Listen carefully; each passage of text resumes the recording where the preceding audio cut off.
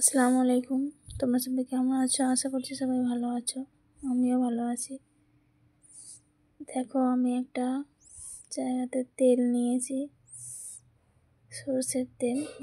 এটা হচ্ছে একটা চুল গজানোর জন্য তেল। ব্যবহার করলে খুবই ভালো রেজাল্ট পাবে। তেলটাকে দেখো মিডিয়াম টু লো ফ্লেমে গরম করবে।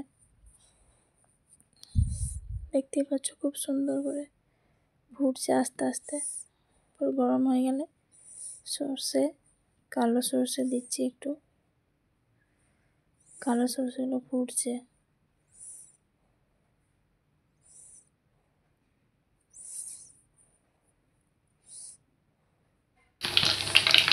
দেখো একটু আওয়াজ বুঝতে পারবে তুমি। তো এরকম ফুটে এলে তারপরে এর সঙ্গে আরও কিছু অ্যাড করবো, তো তোমরা দেখতে থাকো। তো এই তেলটা আমি ইউজ করি, এরকম করে ব্যবহার করি বানিয়ে। তো খুব সুন্দর রেজাল্ট।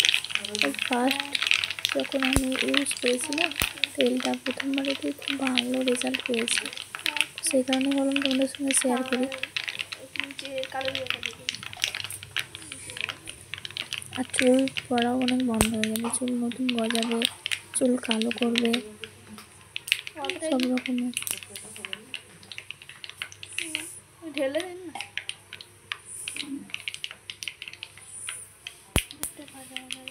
এরপর আমি মেথি, কালো জিরে, কারি পাতা অ্যাড করব। কারি পাতাটা দিচ্ছি।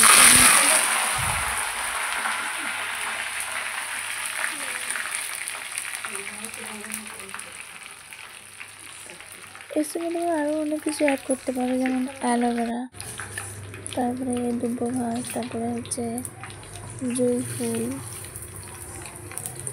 বলছি জবা ফুল, সরি। তো আমার ওগুলো ভালো লাগে না অতটা, আমার এটাই দেখে ভালো লাগলো। আমিও ইউটিউব থেকেই দেখেছি, তো আমার এটা দেখে খুব ভালো লাগলো ভিডিওটা, সেই জন্য আমি তোমাদের সঙ্গে শেয়ার করছি। আমিও ইউজ করেছি, তারপরে রেজাল্ট পেয়েছি, তাই তোমাদের সঙ্গে শেয়ার করছি।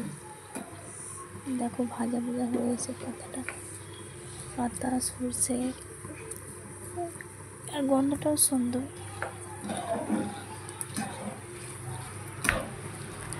বাড়িতে সবাই ইউজ করছে এই তেলটা।